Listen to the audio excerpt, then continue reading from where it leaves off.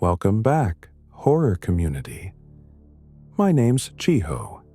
I live alone in a quiet neighborhood of a small town in an ordinary first-floor apartment. I work as a programmer, sometimes go to the gym, and like watching TV shows. Pretty typical life, nothing special. That morning, everything was as usual. I was running late, rushing to get to work, trying to catch the bus. I ran out the door and saw a box sitting by the entrance like a package. Small, neat, all taped up. I looked at the recipient's name. It had my name on it. I quickly took it inside, didn't have time to open it. Figured I'd check it out in the evening. The workday flew by. In the evening, I stopped by the gym, did 30 minutes of cardio, and went home. Honestly, I'd completely forgotten about the package. When I got home, I cut the tape open with a knife and unpacked it. When I saw what was inside, I thought, this has to be some kind of joke, right? Inside was a single teaspoon, just an ordinary teaspoon, no packaging, nothing. I even laughed. People have seriously lost it, sending spoons by mail. Maybe it was a mistake, I thought. I turned the box around. My name, my address, but no note, no stickers, nothing to explain where it came from. I tossed the spoon back in the box and went to bed. The next morning, I wouldn't be myself if I weren't late again. I rushed out the door and almost tripped over another box. It looked just like yesterday's, only bigger. I cursed, threw it inside, didn't even bother to check what was written on it. I didn't have time to figure out who was dumping trash at my door. I stayed at work until 8 p.m. Didn't even think about the gym. Came home loaded with grocery bags and saw the box lying there in the hallway. You again, just waiting for me, huh? Fine, let's see what you've got this time. Same thing on the label. My name, my address, no return info. I opened it and saw a neatly folded gray t-shirt, clean like it had just come out of the wash. I smirked. Well, that's an upgrade. At least they're sending something useful now. I turned it over in my hands. It was oversized, just how I like it. I held it up against myself, looked about my size too.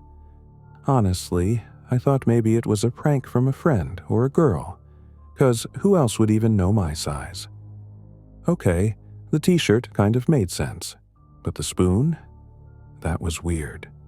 I didn't want to overthink it, so I went to hang it in my closet. Opened the closet where all my shirts were, and one hanger was empty. I looked at the hanger, then at the shirt in my hands, then back at the hanger, then back at the shirt. No way, that's my shirt. What the hell? My brain instantly switched into some other mode. I had to check something. I quickly went to the box with the spoon, grabbed it, and took it to the kitchen. Opened the cabinet. There were 3 spoons inside, and the 4th, identical one, was sitting in the box in my hands. You've got to be kidding me. Are you messing with me, or what? A real chill ran through me. My stuff was being sent back to me in packages, but no one could take my things without getting into my apartment. It wasn't just creepy anymore. It was sickening, like someone had walked right into my soul with muddy shoes. I went through every room, checked the front door, windows, balcony. Everything was locked. No signs of a break-in, no dirt, no dust, nothing. It looked like I'd just lost my mind. But how? I thought. I stood in the middle of the kitchen, holding the shirt in my hands, trying to convince myself it was simpler than it seemed. Maybe I'd left it at the gym, and someone found it and returned it. Yeah, right. That makes no sense. Okay, fine. The shirt maybe. But the spoon? I had no answers. I went to bed, trying not to think about it. But just as I was drifting off, I could have sworn the floor creaked softly in the next room. In the morning, I left for work. There was no new package at the door. You can't imagine the relief I felt.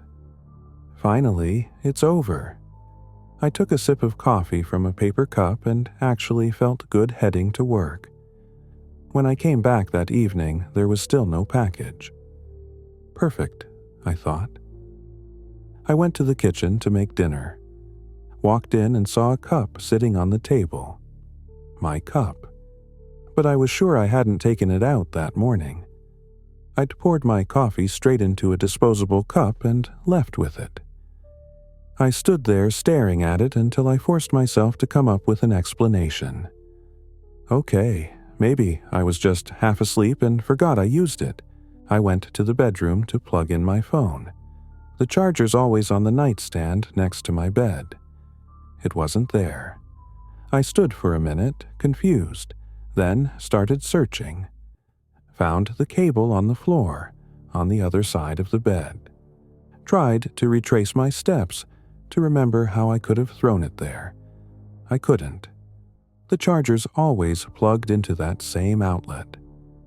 All these little things, taken separately, were nothing, but together, they were really getting under my skin. Nothing terrible had happened, but something felt off. I kept walking around the room, trying to explain everything with logic, until it hit me. Logic didn't apply here anymore. And then I found the photo. I needed to distract myself, so I put on a show. But honestly, I wasn't even watching it. The plot just went past me. My head kept replaying the same things. The packages, the spoon, the shirt, the cup, the charger. It all felt connected, but I couldn't figure out how. I got tired of staring at the TV and decided to go to bed. Pulled back the blanket, and there was a photograph lying on my pillow. At first, I didn't even get what it was or why it was there. No one prints photos on paper anymore. The picture showed my bedroom, or more precisely, the closet in my bedroom. Only the angle was weird. I walked up to the closet, holding the photo, and realized the perspective was too close. I needed to step back. I backed up, and my legs bumped against the bed. Looked at the photo again. Okay, the distance matches, but it looks like the camera was lower, I thought. I sat down on the bed. Close, but still lower. I got up and looked under the bed. No way, no freaking way. I wanted so badly to believe I was wrong. Slowly, I slid down to the floor and crawled under the bed, feet first, lying flat on my stomach. I held up the photo, looked at it, then at the actual closet. Damn it. I wasn't wrong. The photo was taken from right here, from under the bed. I lay there on the floor, frozen, sweat running down my back, my mind unable to process what was happening. What if someone was under my bed while I was sleeping? That thought made my blood run cold. I had to do something. The first thing that came to mind was the police. I jumped up, grabbed my phone, but froze, staring at the screen. What was I supposed to tell them? That someone put a printed photo of my own bedroom under my blanket? That I keep getting boxes with my own stuff inside? No sender, no address? It sounded insane. I had no proof. The cops would say, "Kid, you've lost it. You're taking pictures of yourself and leaving boxes at your own door." Maybe there was at least something on the box. I ran to the kitchen, grabbed one, tried to figure out which delivery service it came from, but there was nothing. No logo, no stickers, no tracking number. Just cardboard wrapped in gray tape with my name written by hand. The thought that someone had not only been inside my apartment but maybe under my bed while I slept, that thought alone scared me to death. And who knows how it all could have ended. I decided to leave. Anywhere. Friends, a hotel, another city, didn't matter. I just needed to get out before things got worse. I didn't come back for a week. When I finally did, I installed cameras, one by the front door and one in every room. Since then, nothing strange has happened. Maybe the cameras scared him off, or maybe he moved on to someone else. I don't know, and I hope nothing like that ever happens again. Take care of yourselves. Chiho. A couple of years ago, I lived in an old townhouse on the edge of the city. Typical kind of neighborhood. Quiet during the day, but at night you really didn't want to go outside. I lived alone, so I picked a cheaper place. Honestly, that was the only reason. The house had 2 floors and 4 units, 2 on the first floor, 2 upstairs. I lived on the second. There was also a basement with a big boiler for central heating and 2 washing machines. That's where I did my laundry. My dad used to say, "Money doesn't come easy. If you want to live well, you've got to work hard." So that's exactly what I did. 2 jobs, my main one during the day and freelance work at night. I'd sit at my laptop until late, sometimes until midnight. Cleaning was always the last thing on my list. Everything was normal that evening, until I went down to the basement. It was around 12:30 a.m. I gathered all my dirty clothes in a basket and went down to do laundry. When I opened the basement door, the light was already on. That surprised me. Usually, I was the only one doing laundry that late. The other tenants were apparently more organized and did theirs during the day. A man was standing by one of the washing machines with a basket of clothes. When I walked in, he stared at me. Really stared. I'll admit, it startled me for a second. At first it was just fear, but then it turned into this weird discomfort, like something in me knew the situation wasn't right. He was looking at me without blinking. You know that Hannibal Lecter look he gives Clarice the first time they meet? Exactly like that. We both froze for a moment, like neither of us expected anyone else to come down there at that hour. He looked calm. Too calm. Dressed casually, like he'd just come from his living room. I figured I should say something to break the tension, so I spoke first. "Good evening. Haven't seen you here before. Did you just move in?" He said he'd moved in earlier that evening and wanted to freshen up some clothes after the move. He didn't say his name, didn't shake hands, didn't even try to be friendly. I didn't push it either. While the machine hummed, we both stayed silent. Before leaving, he suddenly asked, "Do you live alone?" I said, "Yeah, I do. Why?" He paused for about 3 seconds and said, "Oh, no reason, just making conversation." The wash cycle was almost over, and now he wanted to make small talk. Weird guy. And that pause, like he was scrambling to come up with an excuse for why he'd asked in the first place. When I finished, I packed up my clothes and headed for the door. As I closed it behind me, he was still standing there, staring. Not blinking. Seriously, why would anyone even ask if I live alone? That night, after doing laundry, I stayed up working longer than usual. I'd planned to go to bed around 2, but as always, I got sucked in and lost track of time. When I finally shut my laptop, it was almost 3. I collapsed onto my bed, my body buzzing with exhaustion, and passed out instantly. When I woke up at 7, I felt wrecked, like I hadn't slept at all. The morning was foggy, that chilly kind of fall morning, and the heating in the apartment barely worked. I grabbed a cup of coffee and stepped out, only to run into that same neighbor by the stairs. He looked perfectly calm, holding a backpack, like he'd already had a full night's rest and breakfast. "Oh, you again," I said. "Second time we've bumped into each other in one day." "Happens," he said. "Didn't sleep well?" "Yeah," I laughed. Is it that obvious from my face? He tilted his head slightly. No, it's just, your light was on till 3. He said that and walked down the stairs. I stood there for about 5 seconds, completely thrown off. How the hell did he know I was up until 3?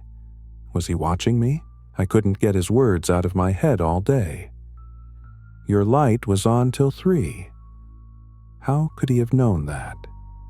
Then I started connecting it to his question from before, asking if I lived alone. The more I thought about it, the more it bothered me. I'm an adult, I told myself, and I'm acting like some kid scared to go into the basement. But what was I supposed to think? The guy just moved in and was already acting off. That evening, I deliberately didn't turn on the main light. I kept only the desk lamp on. I worked late again. It was around 1 a.m. I stood up to stretch and rest my eyes. My doctor told me to look into the distance every hour to ease the strain. I went to the window and caught a sudden movement between the trees out of the corner of my eye. I'll admit, it startled me for a moment, but then I started doubting myself. Maybe it was just my imagination. I walked back to the desk and turned off the lamp to see better in the dark. Went back to the window and stared at the spot where I thought I'd seen something. This time, I saw it clearly. Between the tree trunks, someone was standing, completely still, almost blending into the shadows. I swear, someone was there. I squinted, trying to see the face, but I could only make out the shape of a person wearing a hoodie, the hood pulled up. I muttered a curse under my breath and quickly went to check the front door. That person didn't look like some random passerby. Whether it was my new neighbor or someone else, I didn't know. But whoever it was, they were watching me. The next evening, pretty late, I went down to the laundry room again. The light was already on. I instantly knew the neighbor was there. When I got down, he was unpacking clothes from his basket, carefully placing each item into the washer. I tried to look calm, pretending nothing was off. We said hello, and I decided not to waste time. I asked right away, a little too boldly, hoping to catch him off guard. "Where were you last night?" He looked surprised for a second, put a t-shirt in the washer, then answered, "Spent the night at my girlfriend's." "Why?" His voice sounded normal, not a hint of a lie. Honestly, I didn't expect that answer from him.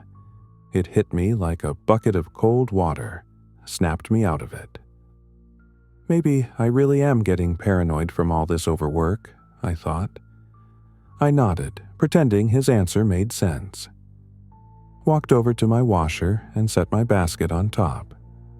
We both stood there in silence, loading clothes, when I noticed a dark hoodie in his basket.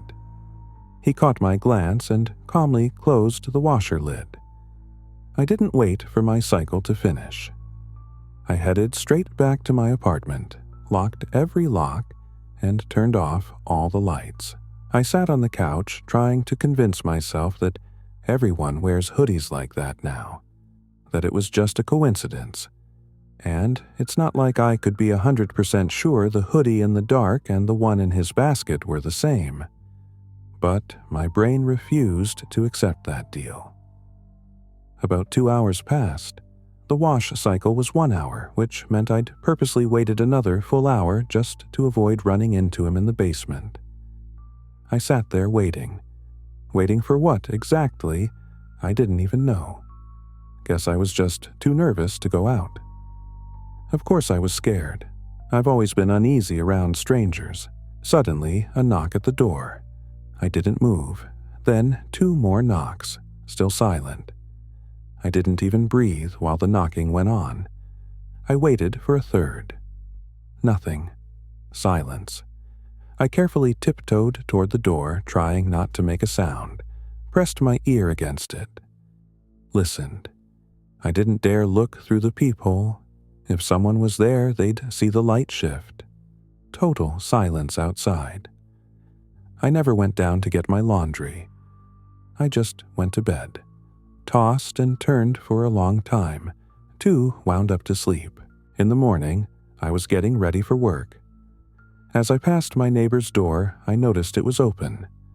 I stopped and called out to him. Nothing. My pulse spiked instantly, heart pounding like crazy. I called again, still nothing. I decided to step inside. In the entryway were a pair of army boots, dirt still stuck to the soles. On the coat rack hung a dark bomber jacket, and next to it, a black hoodie. Any urge to go further vanished right there. The whole puzzle clicked into place. I quietly stepped out, shut the door, and hurried off to work. That same day, I filed for vacation and left town for 2 weeks without even going back to my place. I never saw him again. Who he was or why he was watching me and asking questions, I'll never know. And honestly, I don't want to. Hope you enjoyed these stories. Subscribe so you don't miss the next ones. Share your thoughts or your own experience in the comments below. And remember, the only ones who never fear are those without imagination.